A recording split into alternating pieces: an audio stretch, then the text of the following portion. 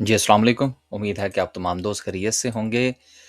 Market आज resistance जो है उसको क्रॉस करने में नाकाम रही बल्कि वहाँ से बहुत ज़्यादा प्रॉफ़िट टेकिंग का सामना जो है वो मार्केट को करना पड़ा। 2000 पॉइंट्स जो है वो मार्केट ने आज मज़ीद लूज़ किए हैं। इस पर बात करेंगे, जंग के हवाले से कुछ 1-2 अपडेट्स हैं, उस पर बात करेंगे। कुछ 1-2 ख़बरें हैं इवेंसियन और ओजीडीसी के हवाले से, उस पर इंशाल्लाह बात करेंगे। 2000 पॉइंट्स जो हैं वो रफ़ली आज मार्केट ने मज़ीद मार्केट में से निकाल दिए हैं और गुज़िश्ता 2 दिन से हम इसी चीज़ की तरफ जो था वो मुसलसल बात कर रहे थे कि मार्केट जो है वो अपनी रेज़िस्टेंस पर है। और रेज़िस्टेंस पर जो प्रॉफ़िट टेकिंग है वो ज़रूर करनी चाहिए। कल भी बहुत सारे दोस्तों ने मैसेज लिखा। बड़ी खुशी की बात है। देखें, जो को 2 पैसे आपने प्रॉफ़िट टेकिंग की है वो आपकी जेब में गए हैं, उसका फ़ायदा क्या होगा? अब उससे आप में एक कॉन्फिडेंस बिल्डअप होगा सपोर्ट और रेज़िस्टेंस के हवाले से, और थोड़ा-सा ये भी हौसला पैदा होगा कि जब प्रॉफ़िट ग्रीन हो तो प्रॉफ़िट टेकिंग कर लेनी चाहिए। ये चीज़ें ऐसी हैं जो साल हर साल गुज़रने के बाद जो है वो फिर इसकी प्रैक्टिस जो है वो हुआ करती है। मैं सिर्फ़ यहाँ पर एक छोटी-सी बात और गुज़ारिश कर दूँ कि इन्वेस्टमेंट पॉइंट ऑफ व्यू से भी आपको इस चीज़ की तरफ तवज्जो देनी चाहिए। मसलन मैं आपको एक एग्ज़ाम्पल देता हूँ कि हमारा जो इन्वेस्टमेंट का ग्रुप है, उसमें जब मैंने देखा कि मार्केट जो है वो रेजिस्टेंस के करीब जा रही है, तो कुछ 1-2 शेयर्स ऐसे भी थे कि जिसमें से मैंने गुज़ारिश की जी कि आप अपनी बाइंग प्राइस में से, यानी कि फ़र्ज़ करें अगर आपने 100 शेयर खरीद रखे हैं किसी चीज़ के, तो 25 या 20 जो है वो ऑफलोड कर दें। देखिए, ये जो हौसला होता है ना, गो के लोग कहते हैं लो जी हमने तो जी वो इन्वेस्टमेंट कर रखी है और आप जो है वो कह रहे हैं जी कि आप इसमें से बाइंग प्राइस के ऊपर जो है वो 20% जो है वो आप ऑफ कर दें। ये इस तरह के डिसीजंस जो हैं वो ज़िंदगी में करने पड़ते हैं।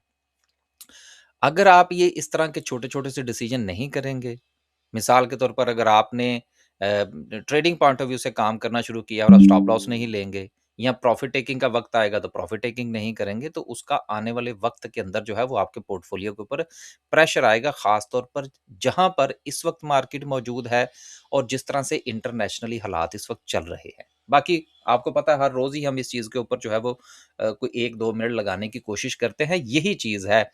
हमारे लिए ये बहुत आसान है कि हम किसी को इन्वेस्टमेंट की कॉल दें कि लो भई ये तुम लाइफ टाइम कैरी कर लो और उससे फीस ले लें। जबकि उसमें बार-बार एंट्री और एग्ज़िट करवाने में हालाँकि हमारी एनर्जीज़ ज़्यादा लगती हैं। हमारे लिए ये थोड़ा-सा मुश्किल काम है क्योंकि ज़्यादा तवज्जो देना पड़ती है। लेकिन अपनी-अपनी स्ट्रैटेजी है। उम्मीद है कि आप भी प्रॉफ़िट टेकिंग की तरफ अपनी जो है वो मज़ीद तवज्जो लेकर आएँगे।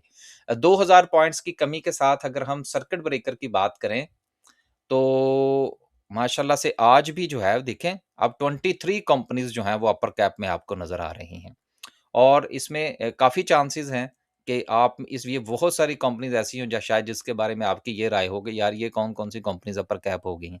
इसीलिए मैं आपसे गुज़ारिश करता हूँ कि जो चीज़ सपोर्ट पर हो, उसमें रिस्क लेने की कोशिश किया करें ऐज़ कंपेयर टू अपनी पसंद और नापसंद की बुनियाद पर। लोअर कैप की बात करें तो यकीनन अगेन कोई काबिल ज़िक्र कंपनी मौजूद नहीं है।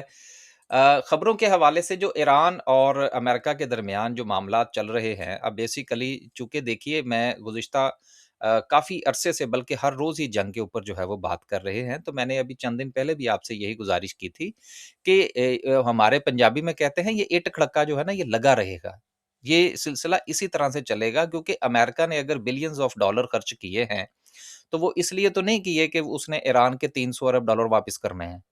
ये तो बड़ा एक ये तो एक जोक हो जाएगा ना, एक मज़ाक हो जाएगा कि अगर ये जंग ना शुरू होती तो फिर मामला ठीक थे, 300 अरब डॉलर भी उसके पास रहते, लेकिन अब चूँकि उसने जंग शुरू कर दी है, जंग खत्म करनी है, तो अब उसका पिछला खर्चा सारा का सारा वो देगा, ऐसा नहीं होगा।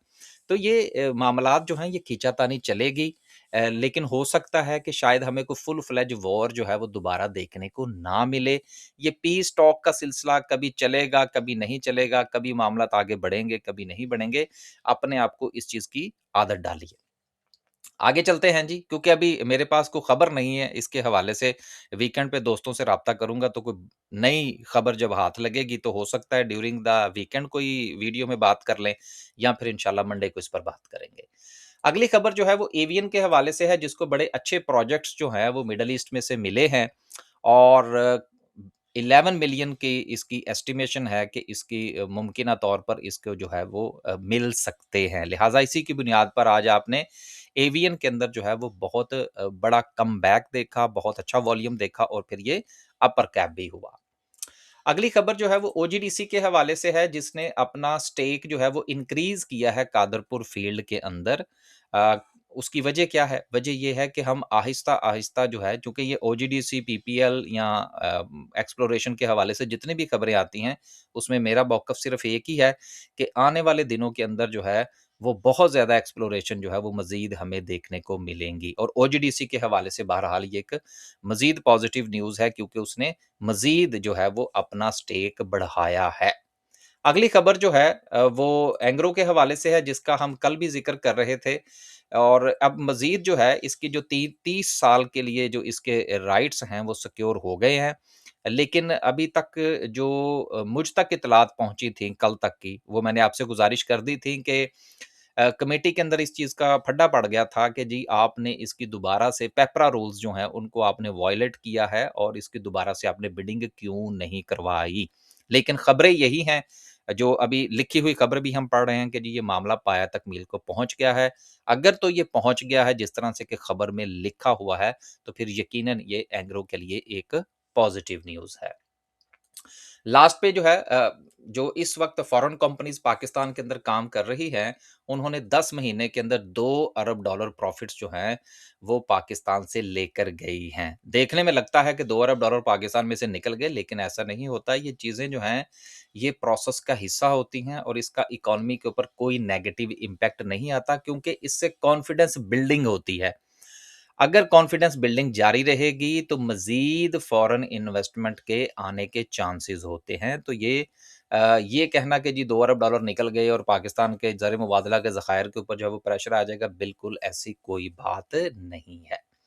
लास्ट पे डिस्कस करते हैं जी आज की कैंडल को। देखिए कैंडल के हवाले से कल कुछ दोस्तों का मैं मैसेज पढ़ रहा था, वो कह रहे थे जी अब आपको टारगेट ही नहीं दे रहे। यार देखें, हर रोज़ नए टारगेट्स तो नहीं ना होते।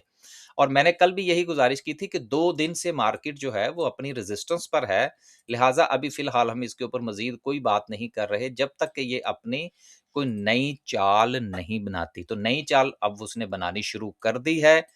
मुमकिना तौर पर इसके पास जो सपोर्ट है वो 175 से लेकर 176,000 का अराउंड ये वाला ज़ोन बनता है, जहाँ से ब्रेकआउट के बाद जो है वो हमें मार्केट में एक अच्छी मूव जो थी वो देखने को मिली थी।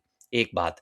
दूसरी चीज़ ये है कि ये एक अच्छा साइन होगा कि अगर मार्केट जो है अब ये थोड़ा-सा अगर आप गौर फरमाइए ना, तो चीज़ें जो हैं अगर आप यहाँ से जाके ये वापस अपने इस रेज़िस्टेंस को अब ये देखें ना, यहाँ पर इसने एज़ ए रेज़िस्टेंस काम किया, यहाँ पर एज़ ए रेज़िस्टेंस काम किया, यहाँ पर एज़ ए रेज़िस्टेंस काम किया और फिर ये रेज़िस्टेंस यहाँ से ब्रेक हुई। अब ये इसी रेज़िस्टेंस को अगर रीटेस्ट करती है, तो फिर हम देखेंगे कि यहाँ पर बनने वाली कैंडल क्या है और उसके नीचे लगने वाला वॉल्यूम क्या है। देन हम डिसाइड करेंगे कि इसके नीचे स्टॉप लॉस लेके नेक्स्ट पोजीशन जो है वो बनाई जा सकती हैं। जब कोई भी लेवल अपने आप को दोबारा से रीटेस्ट करता है, बल्कि ये तो पहली बार टेस्ट करेगा ना, पहली तो ब्रेकआउट था। तो असल में ये रीटेस्ट नहीं, ये फर्स्ट टेस्ट ही कहलाएगा, क्योंकि पहला जो था वो तो ब्रेकआउट था यहाँ से। तो अगर ये इसको आके यहाँ पर अच्छी मूव देता है और मार्केट को यहाँ पर रुकना चाहिए, अगर कोई बहुत बड़ी जंग के हवाले से न्यूज़ नहीं आ जाती। और आखिरी बात ये है कि क्या इस बात से परेशानी शुरू हो जाए? यार अगर मार्केट में काम करना है तो फिर इस तरह से थोड़ी होता है कि एक कैंडल बने और आपके हाथ-पाँव फूल जाएँ। ऐसा नहीं है, कुछ नहीं हुआ। जिन्होंने प्रॉफ़िट टेकिंग की है, वो कोशिश ये कीजिएगा कि मार्केट जैसे ही अपनी इस सपोर्ट के करीब आती है, जो कि अराउंड 175 से 176,000 का ज़ोन बनता है, या इन 2 लेवल्स के दरमियान अगर कोई नई सपोर्ट बनती है, तो फिर उसका इंशाल्लाह मंडे वाले दिन जो है वो हम आपके साथ ज़िक्र करेंगे। लेकिन नज़र हमारी इस सपोर्ट के ऊपर होनी चाहिए जो कि मेन सपोर्ट है। जैसे ही मार्केट इस सपोर्ट के करीब आए, आप अपने-अपने इंडिविजुअल स्टॉक्स में देखिए जो शेयर आपको सपोर्ट पर मिलता है या अपनी जो है वो सपोर्ट को रीटेस्ट करता है, वहाँ पर आप स्टॉप लॉस के साथ नई एंट्री बना सकते हैं। ये जिन चीज़ों में आपने प्रॉफ़िट टेकिंग की थी, उसमें री एंट्री कर सकते हैं। बस जी, आज के लिए सिर्फ़ इतना ही। खुश रहें, आबाद रहें, अपने पोर्टफ़ोलियो का ख़्याल रखें।